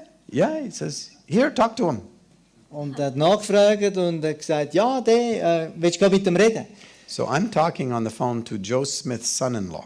Und ich habe dann geredet am Telefon mit dem Joe Smith, seinem Schwiegersohn. He's a great kid. Grossartiger Junge. We have a 10-15 minute conversation. Wir haben 10 Minuten, Viertelstunde miteinander geschwätzt. He hands the phone to Dan. Und er hat das Telefon am Dan gegeben. And I say, Dan, Joe Smith was my primary sexual abuser in boarding school. Und ich habe nachher gesagt zum Dan, der Joe Smith, das ist eigentlich der Haupttäter gsi, der mich sexuell missbraucht hat in dieser Missionsschule. And he goes, Und er hat gemacht. yeah, good job. I said, don't say anything because I forgave him a long time ago. Und ich habe dann ihm gesagt, sag nichts, wie ich kann ihm schon lange vergeben. So I go about my business the next couple of weeks. I'm in Orlando, Florida. Und ich bin dann meine Geschäfte nachgegangen. Ich bin in Orlando, Florida gsi. I didn't know, but Joe Smith was in the States. Ich habe es nicht gewusst, aber der Joe Smith ist in Amerika gsi zu dem He Zeitpunkt. still works overseas, Er schafft immer noch in der Mission irgendwo. and he was raising support. Und er ist unterwegs gsi, um Finanzen zu sammeln. And after my conversation, about 2 weeks, Joe Smith spends the night with his son-in-law and his family. Und nach unserem Gespräch, das wir dort hatten, 2 Wochen später, hat der Joe Smith das Wochenende mit seinem Schwiegersohn verbracht. And his son-in-law says, you won't believe who I talked to on the phone. Und der Schwiegersohn hat zum Schwiegervater und Joe gesagt, du glaubst nicht, wie wenn ich telefoniert habe. Paul Young, the author of The Shack. Paul Young, dem Autor von «Die Hütte». I get an email from Joe. Und ich habe ein E-Mail bekommen von Joe. We need to talk. Wir müssen reden.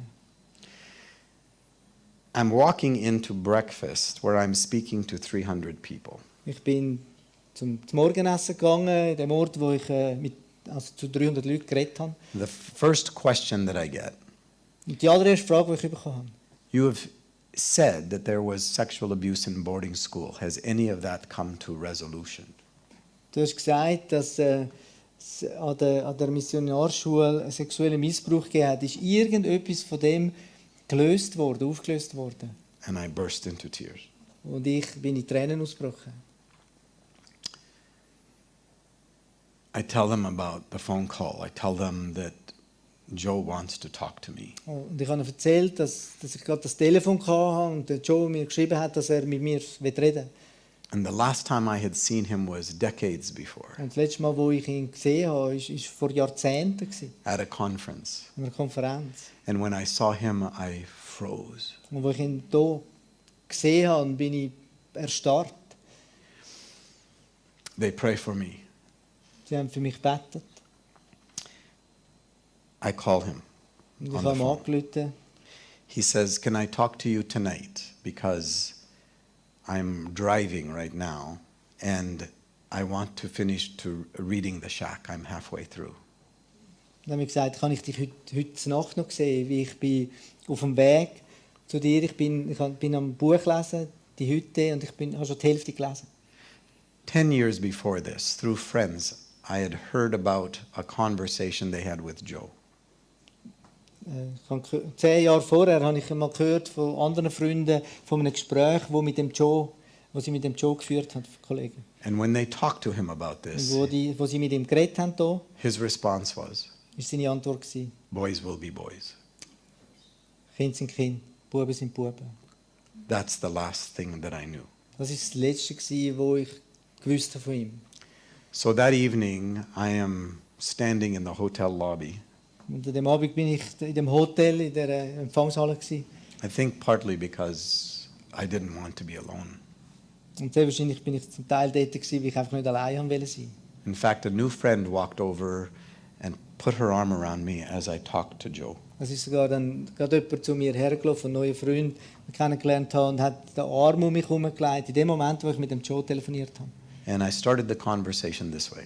Und ich habe das Gespräch mit ihm so angefangen. I don't know if this matters to you. Ich weiß nicht, ob das wichtig ist für dich. I don't know if you care about this. Ich weiß nicht, ob es dich überhaupt interessiert. But it's very important to me Aber es ist sehr wichtig für mich, that I know that you know I forgave you a long time ago. That I know dass ich weiß, That dass you du know weißt, I dass forgave ich you a dir long schon time. lang vergeben habe. Silence. Und das war einfach still gewesen. And then he says, that is important to me too. Und dann hat er gesagt, das ist mir auch wichtig. And we begin a 45-minute conversation, Und wir haben nachher ein Gespräch angefangen, das 3/4 Stunde gegangen ist. walking our way through the losses of boarding school as children. Und wir sind so durch die ganzen Verluste durchgegangen, die wir erlebt haben in dieser Missionarschule. All of us suffered. Wir sind alle verletzt worden. It doesn't excuse what he did, Aber es rechtfertigt nicht, was er gemacht hat. but it's part of our understanding that we live in a broken world. Aber es ist Teil von unserem Verständnis, dass wir in einer zerbrochenen Welt leben. I think he, as a child, as a boy, had ADD, Ich glaube, dass er als Kind ADHS, attention deficit ja, disorder. ADHS Yeah. hatte. There was one day at boarding school where he was required to lay on the concrete. Das war an einem Tag hier in dieser Schule, wo er hätte auf dem Boden liegen sollen. And all of the children were required to kick him as hard as we could. Er musste auf dem Boden liegen und wir, alle anderen Kinder, mussten ihn so fest schlagen oder ginken, wie wir noch können. To prove to him what a piece of garbage he was. Einfach um ihm zu zeigen, was für ein Abfall, was für ein schlechter Mensch er ist. We live in a broken world. Wir leben in einer zerbrochenen Welt. At the end of the conversation, he says, "Can I see you face to face? Am Schluss von dem Gespräch hat er gefragt, können wir uns treffen? I'm leaving to go back overseas." Ich mache mich bereit, bald wieder ins Ausland reisen. I said, "I don't know, my schedule is very tied up." Yeah. Ich habe gesagt, ich weiß nicht, ich habe recht viele Termine. But it worked out that I landed in North Carolina to do those cities. Aber es hat so also es war möglich gewesen, wo ich in North Carolina gelandet bin, um die 8 Städte zu machen dort. And Joe drove from Atlanta down to where I was. Und der Joe ist nach Atlanta, oder we- von Atlanta dorthin gefahren, wo ich war. And we sat in a restaurant and finished it. Und wir sind dort in einem Restaurant gesessen miteinander und haben das Gespräch vorgesetzt und beendet. And I knew in that moment that this was more for him than it was for Und me. ich habe in dem Moment gewusst, das ist mehr für ihn, als das für mich ist. It was for me also, Es war auch für mich gewesen, but it was very much for him. aber es ist noch viel mehr für ihn gewesen. Forgiveness, the power of it. Vergebung, die Kraft davon. I believe there is a God who is good all the time. Ich glaube, es gibt einen Gott, der immer gut ist. And I believe that God is involved in the details of our lives, Und ich glaube, dass der Gott involviert ist in den Details von unserem Leben. but does so with great respect Aber er macht das mit einem grossen Respekt uns gegenüber. and has such a degree of respect that God will not come in and make your choices for you. Und er hat so einen grossen Respekt vor unseren Entscheidungen, dass er nicht einfach reinkommt und die Entscheidungen für uns trifft. But works inside of our brokenness to bring us to wholeness. Aber er schafft innerhalb von unserer Zerbrochenheit, um uns wieder zur Ganzheit zu führen. So I write out of those losses a story for my children. Und ich habe aus diesen Verlusten heraus habe ich eine Geschichte geschrieben für meine Kinder. I don't want them to grow up with the God that I grew up with. Ich möchte nicht, dass sie aufwachsen mit dem gleichen Gott, wo ich aufgewachsen bin. That distant deity behind the back of Jesus. Der distanzierte Gottheit hinter dem Rücken von Jesus. That is why Papa does not come through the door as Gandalf with a bad attitude. Und darum kommt Papa nicht irgendwie durch die Tür wie ein Gandalf mit einer schlechten Stimmung. Yeah, thank you. You get it. God is not more male than female. Gott ist nicht mehr männlich, als er weiblich ist. All maternity, all paternity originate in God. Alle Mutterschaft und alle Vaterschaft kommen aus Gott. And a lot of the damage in the world that has been caused by men has prevented us from embracing the goodness of God. Und viel Schaden, wo uns zugefügt worden ist von Menschen, anderen Menschen, hat uns davon abgehalten, die Güte von Gott zu sehen und zum Arm anzunehmen. I want more for my children than was given to me. Ich möchte mehr für meine Kinder, als was ich bekommen habe. But that has meant that I've had to open up my inside world and come to wholeness. Aber das hat bedeutet für mich, dass ich meine innere Welt auftun musste. Lots of finished work to do still. Es gibt immer noch Arbeit zu machen. But the big pieces of construction are done. Aber die grossen Baustellen, die sind... Mackenzie's weekend in the shack represents 11 years for me. Das Wochenende von Mackenzie, dieser Hütte, repräsentiert eigentlich 11 Jahre von meinem Leben. And I'm grateful to participate in a conversation about the things that matter to us as human beings. Und ich bin so dankbar, dass ich Teil sein von einer Konversation, wo es darum geht, dass wir wichtig sind als Menschen. So thank you. Danke vielmals. Okay?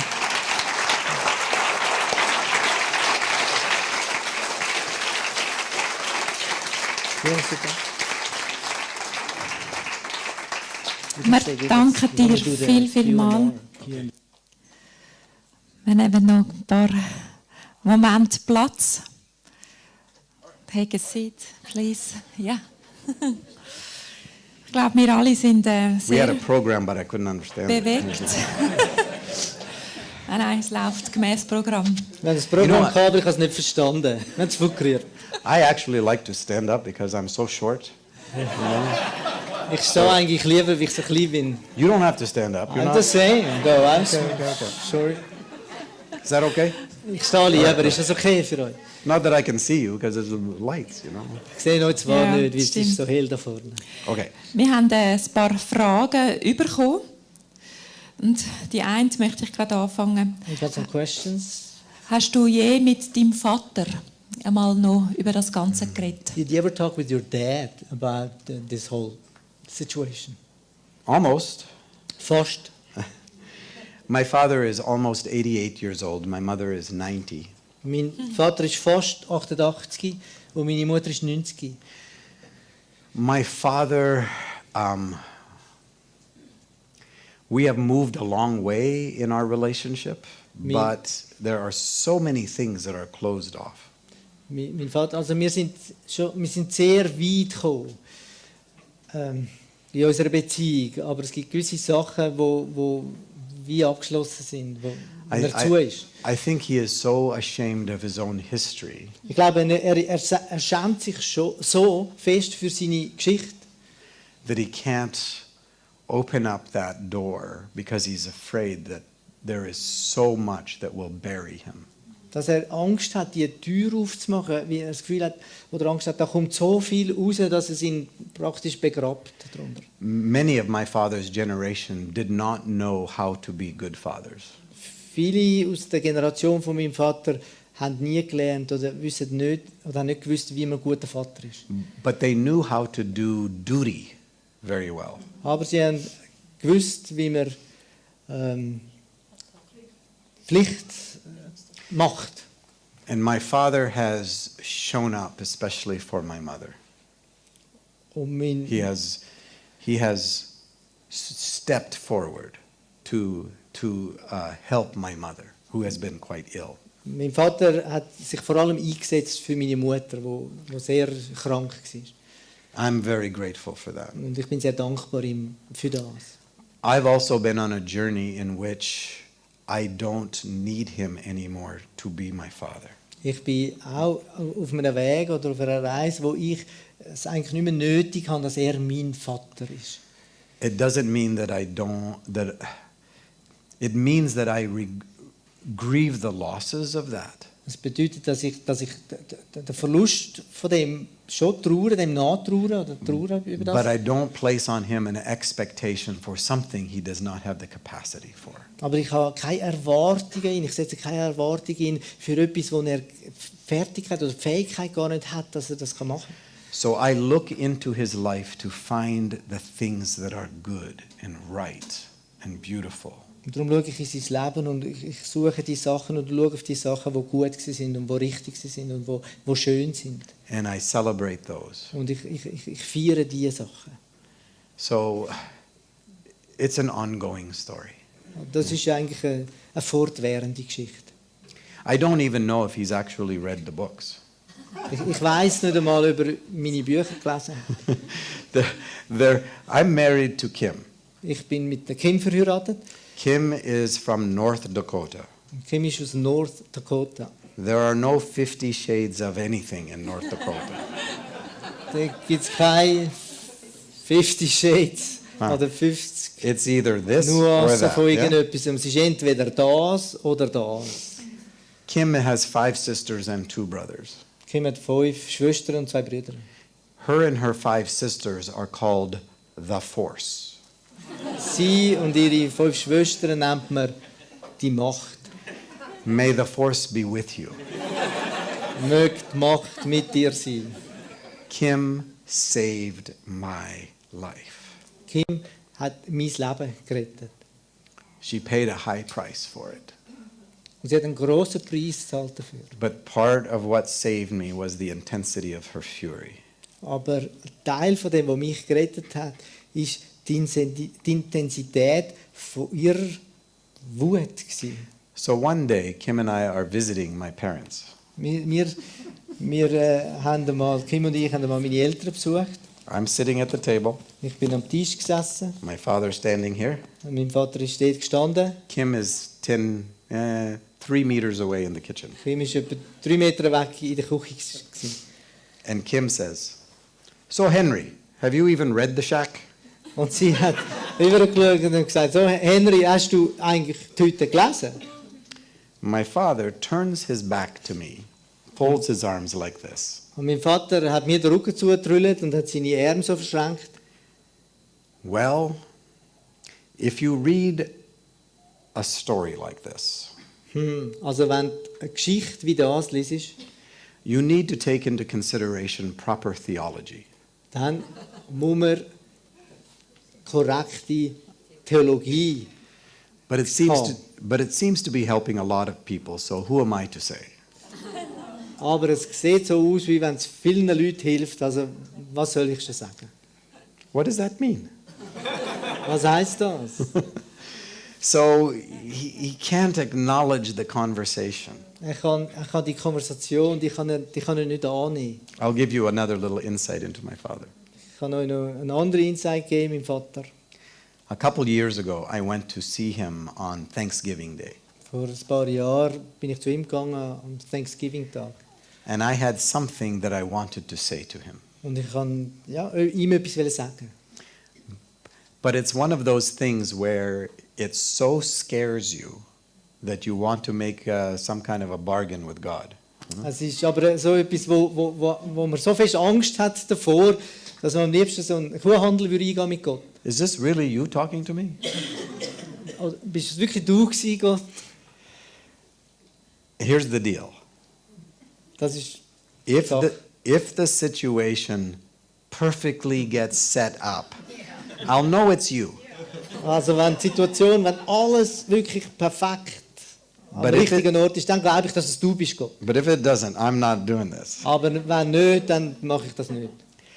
So I go up to see my father. Es geht zu meinem Vater. and the situation perfectly gets set up. Und die Situation ist alles perfekt am Ort gewesen.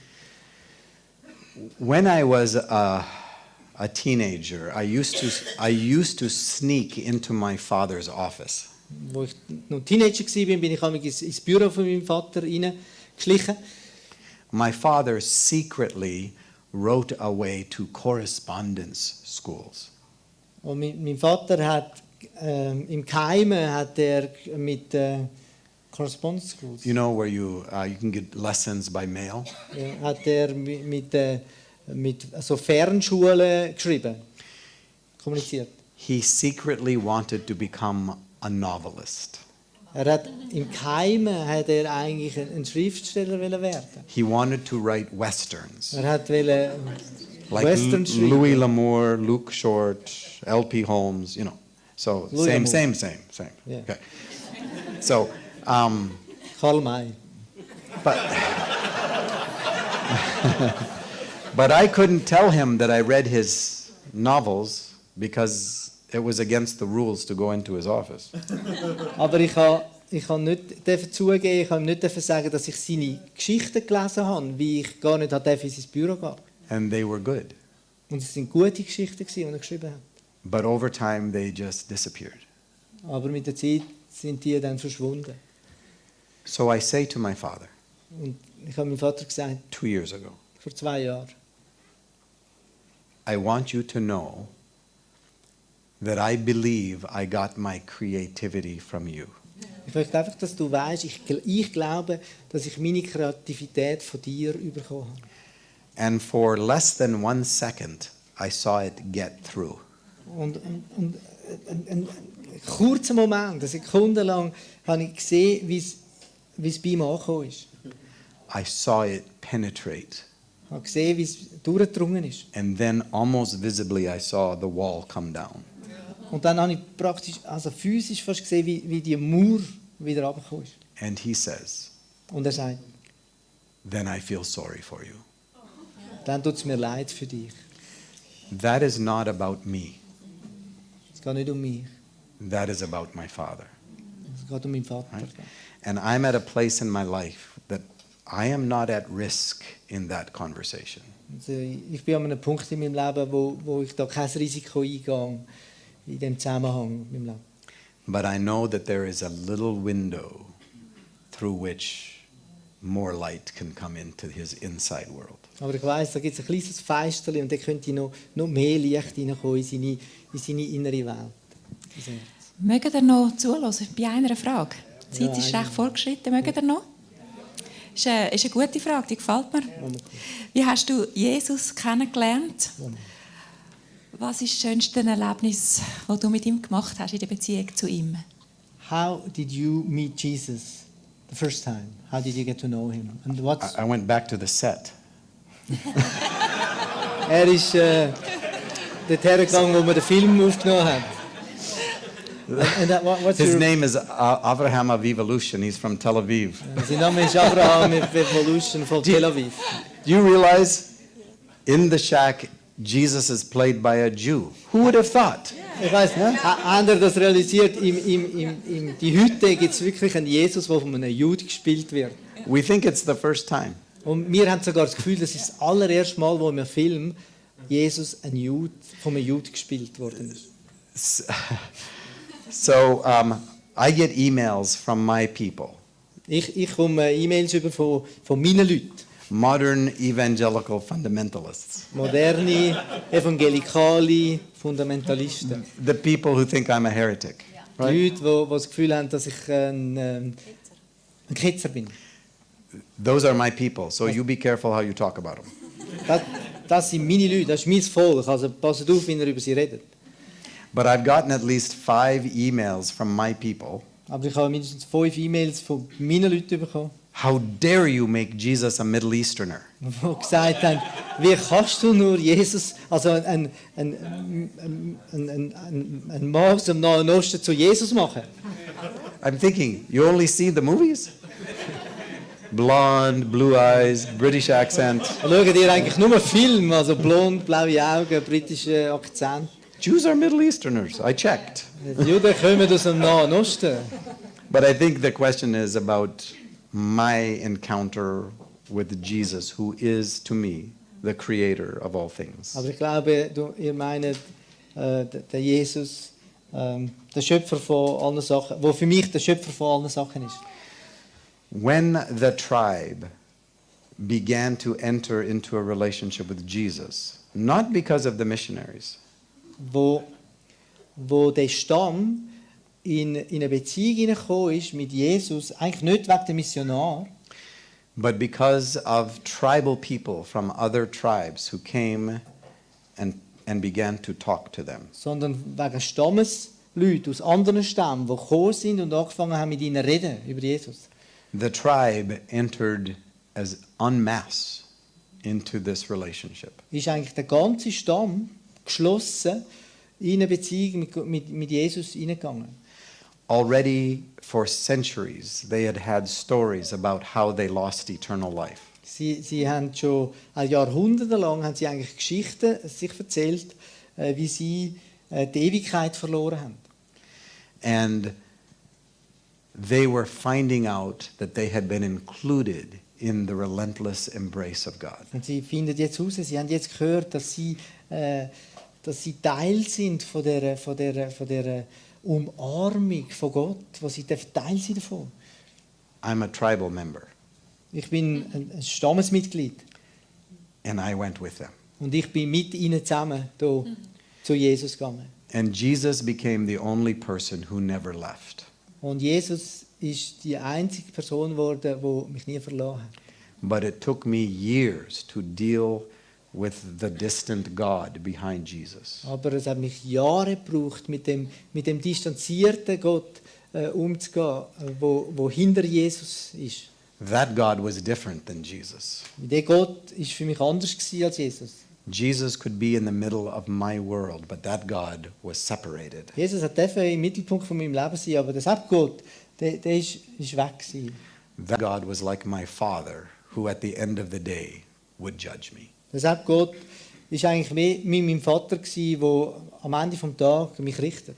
And Jesus came to save me from that God. Und es ist für mich so, wie gewesen, Jesus ist gekommen, um mich zu retten von diesem Gott. 50 years to wipe the face of my father off the face of God. 50 Jahre lang hat es gedauert, bis ich das Gesicht von meinem Vater aus dem Gesicht von Gott wischen.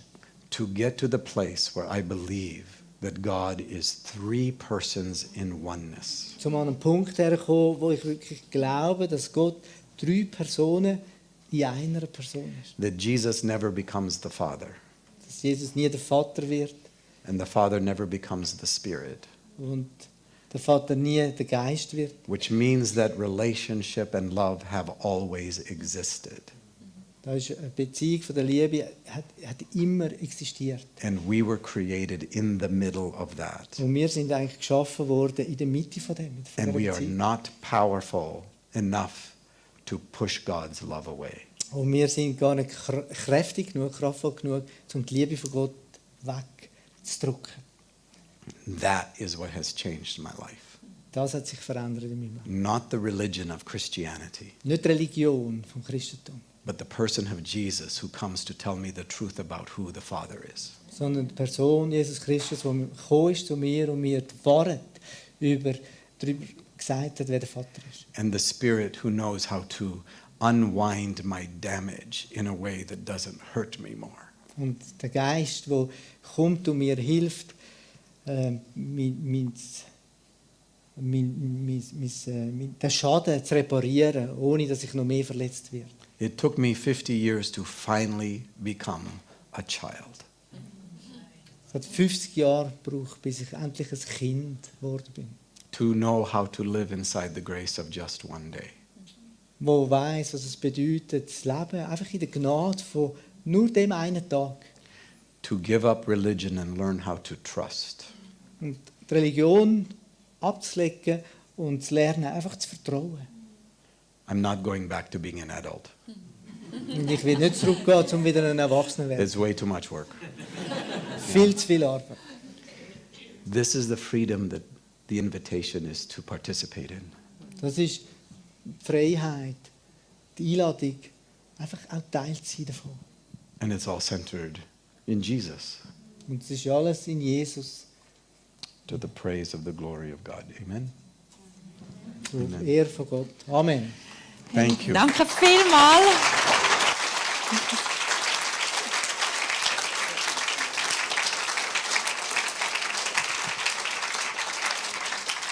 Ich würde sagen, es war ganz ein intensiver Abend, der sich gelohnt hat, zum kommen. Danke vielmals, Paul, dass du dein Herz mit uns geteilt hast, so ehrlich bist. Das hat uns alle berührt. Und ich glaube, wenn wir das Buch nochmal lesen oder den Film nochmal schauen, werden wir es nochmal anders sehen.